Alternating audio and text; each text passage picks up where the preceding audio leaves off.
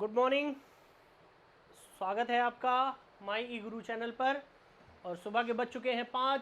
तो जैसा कि मैं लाइव आपके सामने आ चुका हूं, तो फटाफट सभी लोग डेली करंट अफेयर्स के लिए तैयार हो जाइए और हाथ मुंह धुल के भैया जल्दी से रेडी हो जाओ, कॉपी पेन उठा लो। आपकी क्लास जो है स्टार्ट हो चुकी है, ठीक है।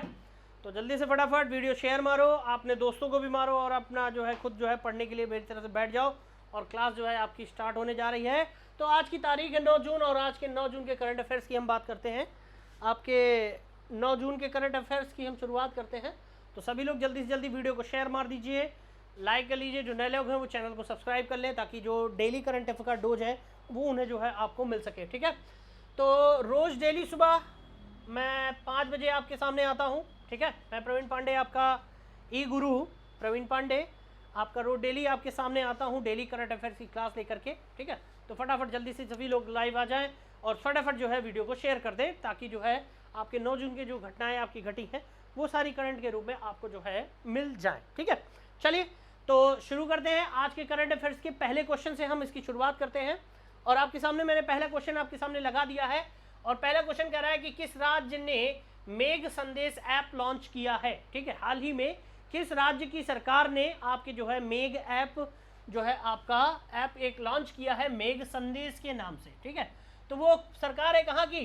कर्नाटक की सरकार है जिसने मेघ ऐप संदेश आपका लॉन्च किया है, मेघ संदेश जो है लॉन्च किया है, जिसके तहत ये बताया जाता है कि आपको कर्नाटक में होने वाली वायु आपकी जो एक तरह से एटमॉस्फेयर में जो परिवर्तन होता है उस परिवर्तन के बारे में आपको जो है जानकारी मिलेगी। आपके आसपास कब बारिश होगी, कब चक्रवाती तूफान आ सकता है, ये सारी जो घटनाएं आपकी हो, कितना टेम्परेचर आपका बढ़ेगा घटेगा, ये सारा जो है आप इस ऐप के माध्यम से जो है आप जो है जानकारी हासिल कर सकते हो। तो कर्नाटक की राज्य सरकार ने जो है आपका ये मेघ संदेश ऐप लॉन्च किया है। अब इसी के तहत आपको मैं बता दूं कर्नाटक के जो मुख्यमंत्री हैं वो कौन है? कर्नाटक के मुख्यमंत्री कौन है? तो वो है आपके येदुरप्पा, BS येदुरप्पा, ठीक है। कौन है आपके? BS येदुरप्पा, आपके जो है BS येदुरप्पा जो आपके हैं वो कर्नाटक के मुख्यमंत्री हैं, ठीक है। और ये ऐप इन्होंने आपका जो है लॉन्च किया है, कर्नाटक राज्य सरकार ने इसे जो है लॉन्च किया है, ठीक है। चलते हैं अगले क्वेश्चन की तरफ आते हैं।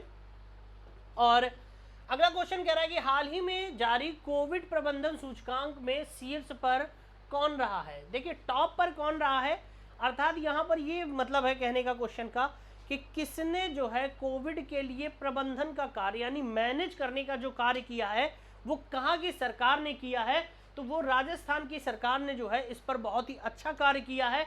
कोविड को जो है एक तरह से कंट्रोल करने की बहुत अच्छी कोशिश की है। जितने ज़्यादा जो है वहाँ पर कोविड के केसेस बढ़े हैं उतनी ही स्पीड के साथ उन्होंने रिकवरी का भी काम किया है। और राजस्थान सरकार ने इस कोविड प्रबंधन के लिए जो है आपके शीर्ष पर जो है अपना स्थान हासिल किया है, ठीक है। अब कोविड के लिए यूपी गवर्नमेंट के बारे में मैं आपको बता दूं कि 1 lakh bed, 1 lakh Covid bed जो है तैयार करने वाला जो अगर पहला राज्य है वो उत्तर प्रदेश राज्य है। यानी कि उत्तर प्रदेश में 1 लाख बेड की पूरी जो है व्यवस्था आपकी की गई है कोविड महामारी से निपटने के लिए, ठीक है। तो 1 लाख बेड मैनेजमेंट का जो कार्य किया है वो उत्तर प्रदेश सरकार ने किया है। और कोविड प्रबंधन सूचकांक की अगर हम बात करें तो राजस्थान इसमें जो है हमारा पहला स्थान रखता है, ठीक है। राजस्थान हमारा पहला स्थान आपका रखता है। और 1 लाख बेड तैयार करने वाला भारत का पहला राज्य आपका कौन सा है? वो आपका उत्तर प्रदेश है। ये दोनों पॉइंट आप याद रखिएगा, दोनों ही आपके लिए बहुत ही महत्वपूर्ण है, ठीक है। बढ़ते हैं अगले क्वेश्चन की तरफ। और अगला क्वेश्चन आपसे कह रहा है कि हाल ही में प्लेटिनम आपका जो है एयरपोर्ट को प्लेटिनम मान्यता दी गई है, ठीक है। Airport authority of international airport council, international airport council या airport council of international app का जो है ACI, international airport council of international ने जो है आपके जो है हैदराबाद हवाई अड्डे को यानी हैदराबाद एयरपोर्ट को आपकी प्लेटिनम की मान्यता दी है। चलिए तो पहले ये इसमें समझ लीजिए हैदराबाद एयरपोर्ट को जो है आपका कहा जाता है राजीव गांधी एयरपोर्ट, राजीव गांधी एयरपोर्ट के नाम से जो है इसे जाना जाता है। ठीक है, तो हैदराबाद का हवाई अड्डा जिसे राजीव गांधी आपका एयरपोर्ट के नाम से जाना जाता है, आपके एयरपोर्ट काउंसिल ऑफ इंटरनेशनल ने आपके जो है इसे प्लेटिनम की मान्यता दी है। ठीक है, याद रखिए यहाँ पर एयरपोर्ट की बात हो रही है तो याद रखिएगा एक एयरपोर्ट और आपका नाम आता है कोचीन एयरपोर्ट। कौन नाम आता है? कोचीन एयरपोर्ट। और कोचीन एयरपोर्ट पहला एशिया का एयरपोर्ट है जो आपका चल रहा है किससे? सोलर पैनल के माध्यम से, यानी सोलर सिस्टम से।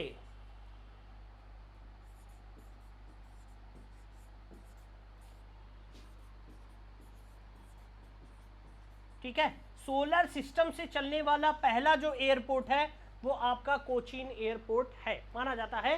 कोचीन एयरपोर्ट आपका जो है पहला एयरपोर्ट है जो सोलर सिस्टम से चलता है। तो ये दोनों पॉइंट ही आपके लिए बहुत ही खास है। प्लेटिनम वाला आपका एयरपोर्ट कौन सा है? प्लेटिनम मान्यता वाला वो आपका हैदराबाद हवाई अड्डा है आपका, जिसे राजीव गांधी एयरपोर्ट के नाम से भी जाना जाता है। और दूसरा इंपॉर्टेंट पॉइंट है कि सोलर सिस्टम से चलने वाला एशिया और भारत का सबसे पहला एयरपोर्ट कौन सा है? तो वो आपका है कोचीन एयरपोर्ट। और ये आपका एग्जाम में पूछा भी गया था, पीसीएस के आपके जो है एग्जाम में आपका ये क्वेश्चन पूछा गया था कि आपका सोलर सिस्टम से चलने वाला पहला एयरपोर्ट कौन सा है? तो वो आपका कौन सा है? आपका कोचीन एयरपोर्ट जो है आपका आता है। ठीक है, चलिए बढ़ते हैं अगले क्वेश्चन की तरफ। और आज का अगला क्वेश्चन आपके सामने है। अगला क्वेश्चन सर है कि हाल ही में किस देश ने corona tracer BD app launch किया है? ठीक है, तो इस बीडी से आप लोग बहुत अच्छे से परिचित हो जाइए। बीडी का मतलब है यहाँ पर बांग्लादेश। ठीक है, बांग्लादेश ने कोरोना ट्रेस करने के लिए आपका एक ऐप लॉन्च किया है। जैसे कि भारत में आरोग्य सेतु ऐप लॉन्च है, उसी तरह से ही आपकी बांग्लादेश सरकार ने आपका covid tracer BD app launch किया है, जिसके माध्यम से आपका जो है कोरोना के जो है मरीजों को जो है आपका ट्रेस किया जा सकता है, उन्हें जो है कैप्चर किया जा सकता है। तो बांग्लादेश आपका जो है ऐप है जिसने आपका बांग्लादेश आपका कोविड ट्रेसर बीडी ऐप जो है लॉन्च किया है। ठीक है, बांग्लादेश के बारे में मैं बता दूं आपको कि बांग्लादेश की जो प्रधानमंत्री है वो है आपकी कौन? शेख हसीना। कौन है आपकी? शेख हसीना जो है बांग्लादेश की आपकी प्रधानमंत्री है। ठीक है, क्लियर है? याद रखेंगे ना? चलिए आ जाइए, बढ़ते हैं अगले क्वेश्चन की तरफ। और अगला क्वेश्चन आपसे कह रहा है कि हाल ही में आपके जो है किसने चालू खाता खोलने के लिए भारत का पहला ऐप जो है आपका आधारित सुविधा जो है आपकी दी है? यानी कि घर बैठे आप जो है चालू खाता जो है आप खोल सकते हैं। चालू खाता मतलब चालू है, ठीक है, यानी कि करंट में आपका बना हुआ है आपका, तो उसे चालू खाता कहते हैं। और ये चालू खाता खोलने के लिए पहली आपका जो है ऐप निर्धारित किया है वो आपके निर्धारित किया है इंडसइंड बैंक ने। इंडसइंड बैंक ने जो है आपका इसे लॉन्च किया है। इंडसइंड बैंक के बारे में आपको थोड़ा सा बता दूं, इसकी जो स्थापना हुई है वो 1999 ईस्वी में हुई है। ठीक है, और ये पहले आपके आईसीआईसीआई का ही एक हिस्सा मानी जाती थी, लेकिन बाद में आपकी जो है ये अलग हो जाती है और इंडसइंड बैंक की जो है आपकी स्थापना आपकी अलग से की जाती है और आपकी ये बैंक आपकी स्थापित होती है। ठीक है, याद रखिएगा कि चालू खाता खोलने वाला जो ऐप लाने वाला आपका जो पहला बैंक है वो इंडसइंड बैंक है और इंडसइंड बैंक की स्थापना 1999 ईस्वी में आपकी हुई है। क्लियर है? आ जाइए आगे है अगले क्वेश्चन की तरफ।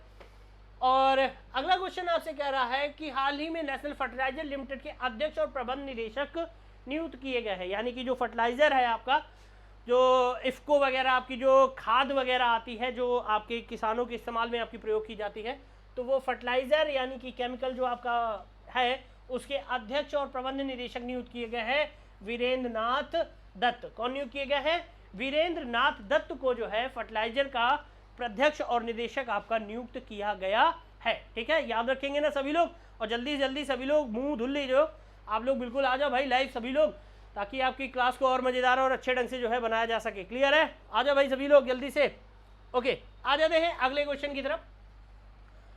और अगला क्वेश्चन कह रहा है कि हाल ही में किसी विकास और शांति के लिए संयुक्त राष्ट्र संघ यानी कि यूएनओ ने सद्भावना राजदूत के रूप में नियुक्त किया है। सद्भावना राजदूत के रूप में नियुक्त किया है और वो नाम है आपका, एक नाम है नेत्रा।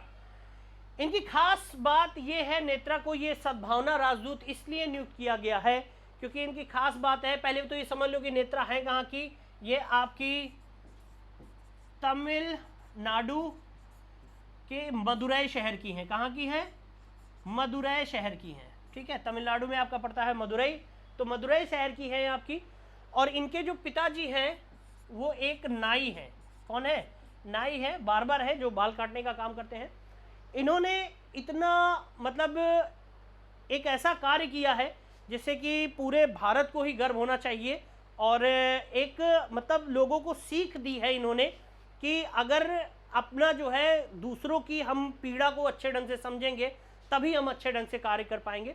और इन्होंने क्या किया है कि अपनी पूरी सेविंग, छोटे स्तर पर इनकी सेविंग थी 5 लाख रुपए, और ये पूरे 5 लाख रुपए इन्होंने कोविड पेशेंट को, जो आज भारत की या पूरे विश्व की जो है सबसे बड़ी महामारी है कोविड-19 यानी कोरोना वायरस, तो कोरोना वायरस के लिए इन्होंने जो इनकी छोटी सी सेविंग थी, छोटी सी जो इन्होंने एक पैसे इकट्ठे कर रखे थे, वो सारे के सारे पैसे इन्होंने दान में दे दिए।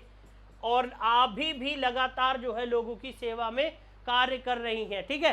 तो इसी उपलक्ष्य में नेत्रा को जो है संयुक्त राष्ट्र संघ ने जो है सद्भावना राजदूत के रूप में आपका नियुक्त किया है, ठीक है। याद रखिएगा, पूछ सकता है कि नेत्रा कौन है, तो वो तमिलनाडु की मदुरई शहर की रहने वाली है। इनके फादर एक नाई हैं, बार्बर हैं, जो बाल काटने का कार्य करते हैं, और इन्होंने 5 लाख रुपए कोविड-19 में संघर्ष भी कर रहे लोगों के लिए जो है दान में जो है आपका दे देती हैं, ठीक है। चलिए, तो आते हैं अगले क्वेश्चन की तरफ।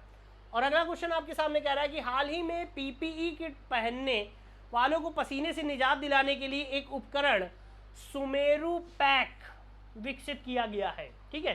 सुमेरु पैक आपका विकसित किया गया है, और ये विकसित किसने किया है? ये विकसित किया है डीआरडीओ ने, defence research and development organisation, आपका भारतीय रक्षा और तकनीकी अनुसंधान आपके जो है डीआरडीओ ने इसको जो है आपका बनाया है। एक्चुअली में होता क्या है, पीपीई पर्सनल प्रोटेक्टिव इक्विपमेंट, यह होता है कि जितने भी आपके जो हमारे कोरोना वॉरियर्स हैं या डॉक्टर्स हैं या पुलिस वाले हैं, तो जब कभी भी किसी भी कोविड क्षेत्र के अंदर जब प्रवेश करते हैं तो वो पीपी किट पहनते हैं अपनी सुरक्षा के लिए।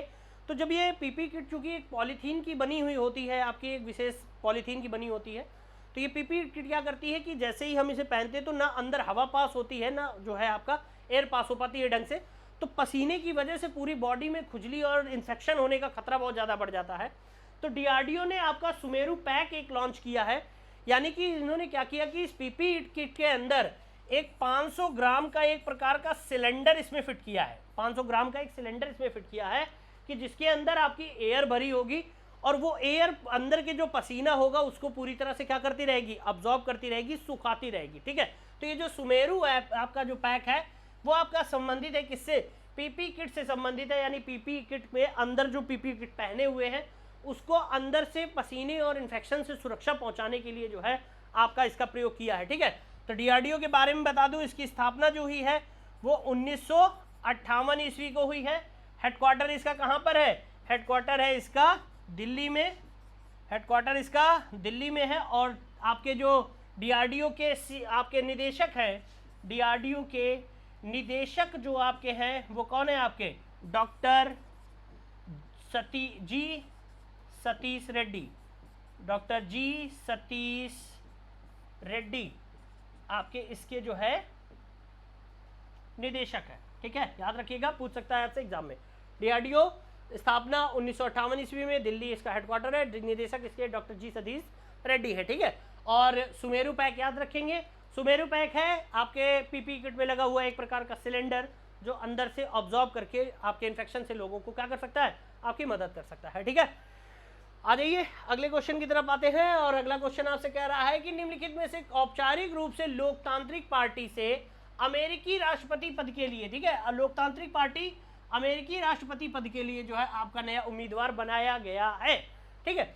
अच्छा, याद रखिएगा, देखिए जैसा कि हमारे इंडिया में दो पार्टियों को प्रमुखता के साथ में रखा जाता है। अगर इंटरनेशनल स्तर पर हम जब भी देखते हैं तो दो पार्टियों को ही प्रमुखता के सूत्र में जाना जाता है।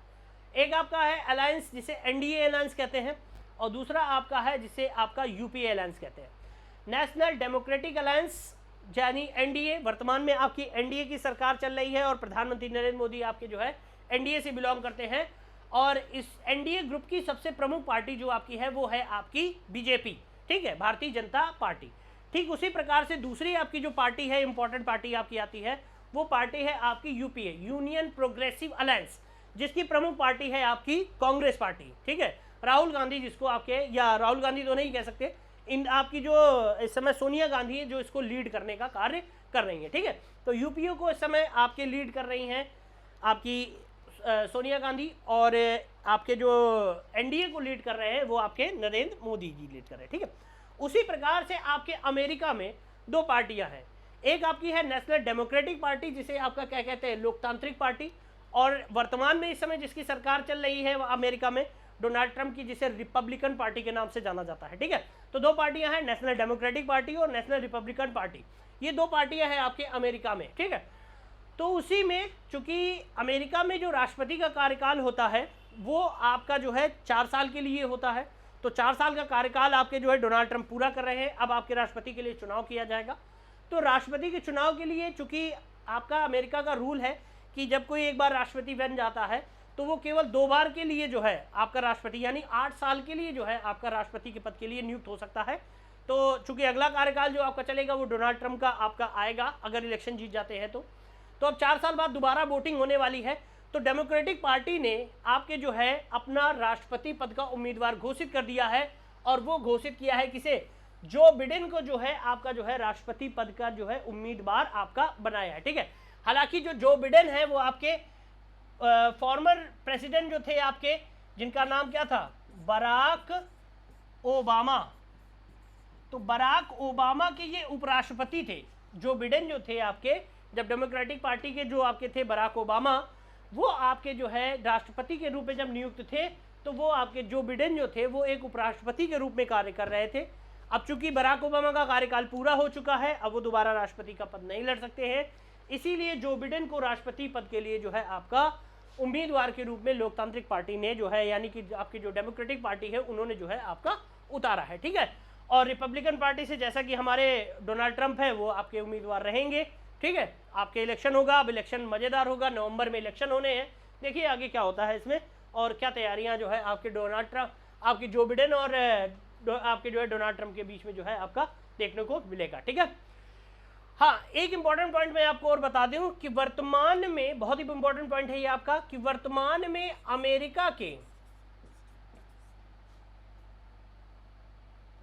अमेरिका के उपराष्ट्रपति कौन है, ये क्वेश्चन है आप लोगों से।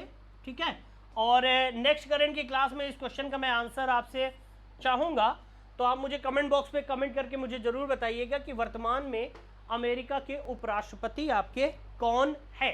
ठीक है, तो वर्तमान में अमेरिका के राष्ट्रपति क्वेश्चन मार्क, आप लोग जो है इसका जवाब मुझे ज़रूर दीजिएगा। ओके, आ जाइए, बढ़ते हैं अगले क्वेश्चन की तरफ। और अगला क्वेश्चन आपसे कह रहा है कि निम्नलिखित में से किस राज्य ने ऑनलाइन श्रम रोजगार विनिमय शुरू किया है, तो वो शुरू किया है किसने, राजस्थान सरकार ने। निम्नलिखित में से राजस्थान सरकार ने आपके जो है श्रम और विनिमय रोजगार, ऑनलाइन जो है विनिमय रोजगार की जो है शुरुआत की है। चूंकि कोविड-19 कोरोना वायरस की वजह से आपका जो है रोजगार में बहुत ज़्यादा क्षति हुई है, बहुत सारे लोग बेरोजगार हुए हैं, तो उनको रोजगार देने के लिए एक प्रकार का प्रयास शुरू किया है राजस्थान सरकार ने कि वो ऑनलाइन जो है रोजगार विनिमय करेगी, रोजगार बांटने का काम करेगी, जिसकी जैसी योग्यता होगी उसको उस हिसाब से रोजगार देने का कार्य जो है आपका किया जाएगा। ठीक है, तो ऑनलाइन रोजगार देने का विनिमय का क्रम जो शुरू किया है किसने, राजस्थान गवर्नमेंट ने। ठीक है, याद रखिएगा, इंपॉर्टेंट पॉइंट है आपके लिए। आगे आते हैं, अगले क्वेश्चन की तरफ आप आते हैं, और अगला क्वेश्चन आपसे कह रहा है कि हाल ही में G20 देशों ने कोविड-19 महामारी से लड़ने के लिए कितने $1 मिलियन की प्रतिज्ञा की है, तो G20 देशों ने आपके जो है $21 बिलियन का जो है निवेश करने का जो है कार्य सोचा है। $21 मिलियन आपका जो है निवेश करेंगे। ठीक है, $21 मिलियन का क्या करेंगे, आपका निवेश करेंगे। G20 देश विकसित और विकासशील देशों का मिलकर के एक आपका समूह बना हुआ है, जिसका हर तरह से आपका जो है कहीं अलग अलग देशों में इसका जो है प्रबंधन किया जाता है। तो जैसे कि वर्तमान आपके बात करें, जैसे 2020 में जो इसका आयोजन किया गया है, 2020 में इसका जो आयोजन किया गया है वो आयोजन किया गया है आपके कहाँ पर, सऊदी अरब में इसका आयोजन किया गया है। ठीक है, 2021 में अगर हम बात करें तो इसका जो आयोजन आपका किया जाएगा 2021 में, इसका जो आयोजन किया जाएगा वो आपका इटली में किया जाएगा। कहाँ पर किया जाएगा? इटली में इसका आयोजन किया जाएगा। और अगर हम 2022 की बात करें तो इसका आयोजन किया जाएगा कहाँ? भारत में। कहाँ पर किया जाएगा? भारत में इसका आयोजन आपका किया जाएगा। ठीक है, तो G20 देशों 20 देशों का एक समूह है, विकास और विकसितशील देशों का समूह है, जहाँ पर आपका जो है सभी आपस में मिलकर के एक दूसरे से के व्यापार में और इन सब में बढ़ोतरी करने के लिए आपका ये संगठन बनाया गया है। तो कोविड महामारी से निपटने के लिए इस ऑर्गेनाइजेशन ने $21 मिलियन का निवेश करने की बात आपकी जो है कही है। ठीक है, और ये पॉइंट्स याद रखिएगा। 2020 का सऊदी अरब में हुआ है। सऊदी अरब में ऑनलाइन के माध्यम से या फ़ोन कॉल के माध्यम से आपके इसका आयोजन किया गया था, वीडियो कॉन्फ्रेंसिंग के जरिए, जिसमें प्रधानमंत्री नरेंद्र मोदी जी ने देश का नेतृत्व किया था। ठीक है, उसके बाद में 2021 में ये इटली में आयोजित होगा और 2022 में ये भारत में इसका आयोजन किया जाएगा। क्लियर? आ जाइए अगले क्वेश्चन की तरफ। और अगले क्वेश्चन आपसे कह रहा है कि हाल ही में जारी डेटा के अनुसार वर्ष 2012 से लेकर के 20 तक के बीच में सबसे ज़्यादा बाघों की मौतें कहाँ पर हुई हैं? तो सबसे ज़्यादा बाघों की मौत कहाँ पर हुई है? वो राजस्थान में, सॉरी आपके मध्य प्रदेश में जो है आपकी ये मौत आपकी सबसे ज़्यादा हुई है। ठीक है, देखिए 2019 की रिपोर्ट के अनुसार सर्वेक्षण बाघ जो आपका है उसके सर्वेक्षण नियम के अनुसार आपके जो है बाघों की जो संख्या थी वो आपकी 2676, आपके जो, सॉरी 2676 नहीं है, एक मिनट, हाँ 2976, सॉरी यहाँ 2600 नहीं होगा, आपके